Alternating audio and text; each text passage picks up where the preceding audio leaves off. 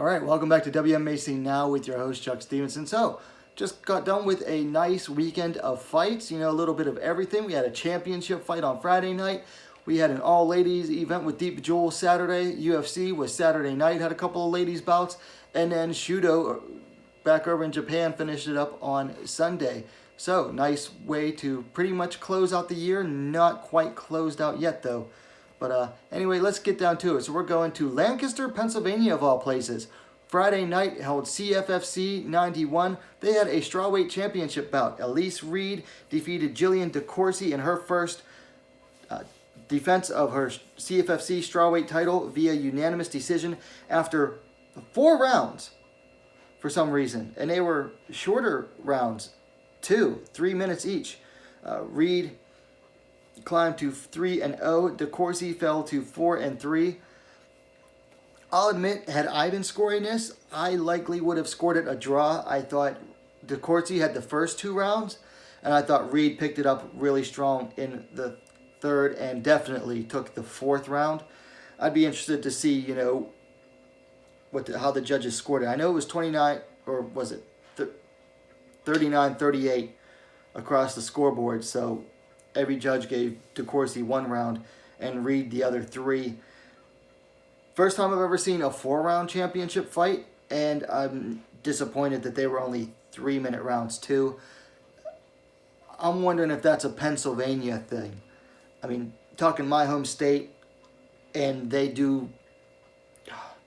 This state's a mess, honestly, the way it's governed, and it doesn't surprise me that it carries over into MMA as well. But a nice job by Elise Reed. Had a hard time stopping the takedowns of DeCourcy in the first 2 rounds and was kind of stuck on there. She was very active off of her back, though.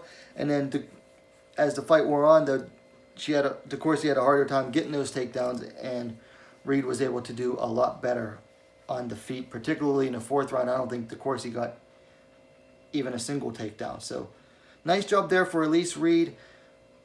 Definitely one to keep an eye on in 2020. And you know what? Not a bad job by DeCourcy either in her first fight at strawweight, moving up from atomweight. And her first fight outside of Invicta in quite a while. So, very nice championship fight overall.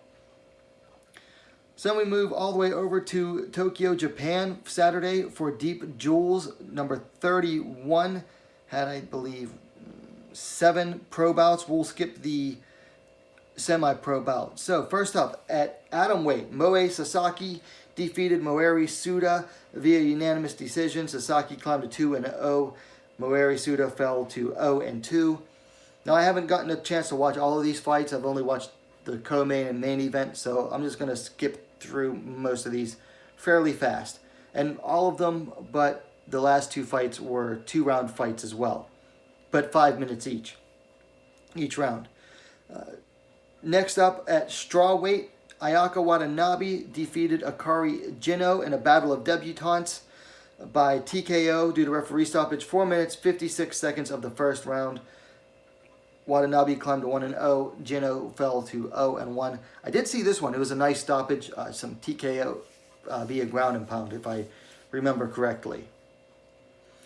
Then at 108 pounds, super atomweight bout. Otoa Nagao defeated Mika Sakamoto via unanimous decision. Nagao climbed to 4-3. Sakamoto fell to 0-3. This was basically a bounce back, like a tune-up fight for Nagao. She was just coming off a loss back in, back in September.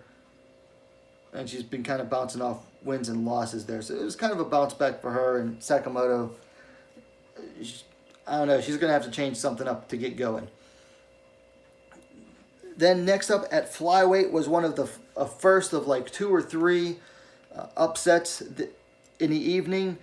Mikiko Shimizu defeated Mika Arai via unanimous decision. Shimizu climbed to 2-0.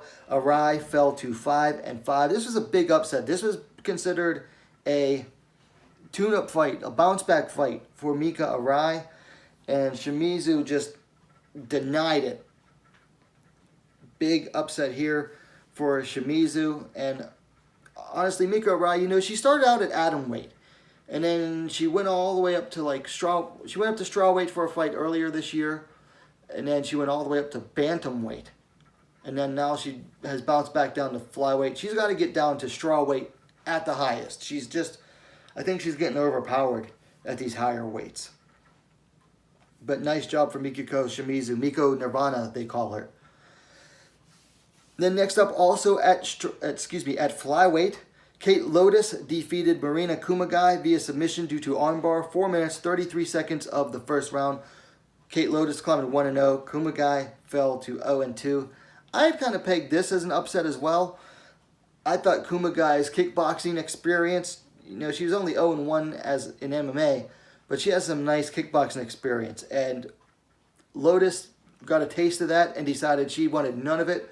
Took Kumagai down, and from there, Kumagai honestly looked lost on the ground, and Lotus got the armbar. So nice debut for Kate Lotus there, who seems like someone that Deep Jules is really going to try to push because of her modeling.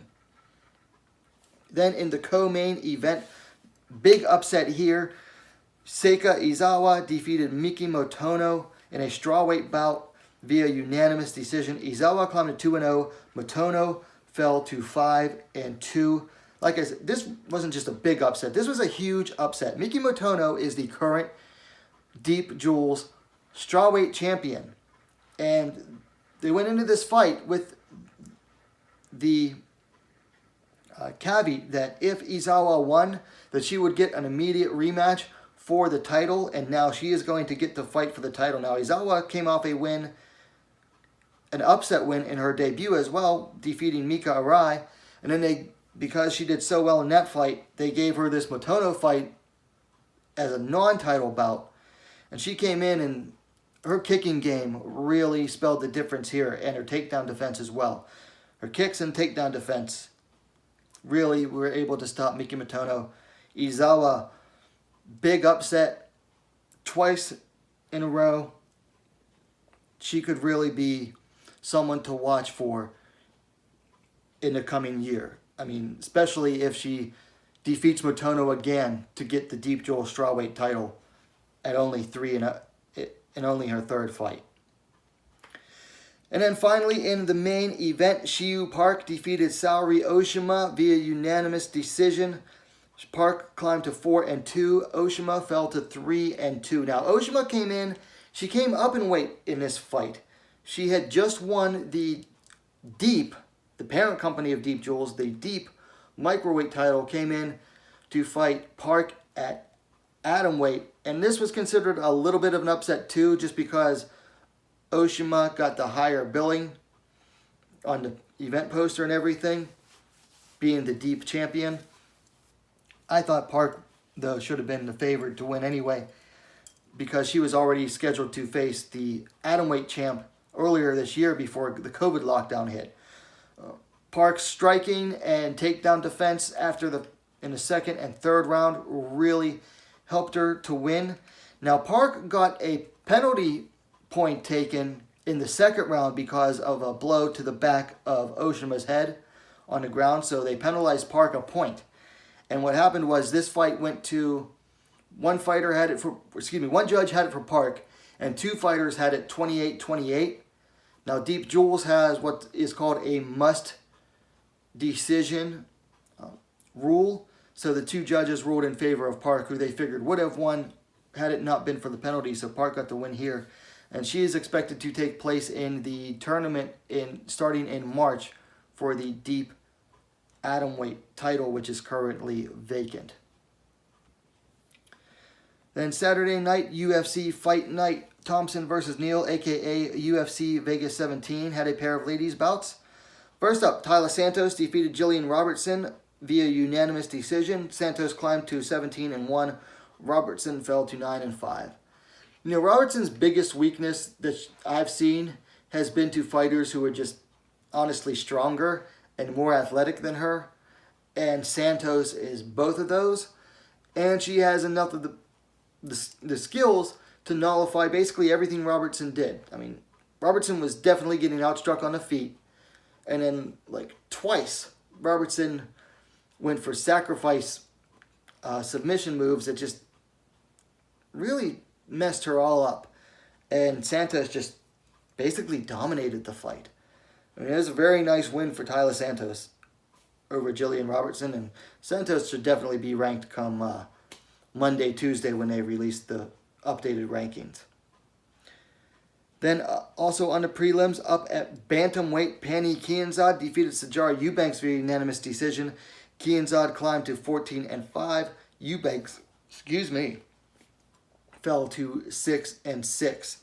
I thought Eubanks won the first round, but then she kind of tired herself out, and Kanzad really took over with her jab and backed it up with her power hand and just started to deny Eubanks's striking and the takedowns as well. Very nice work from Kanzad. Looked very improved.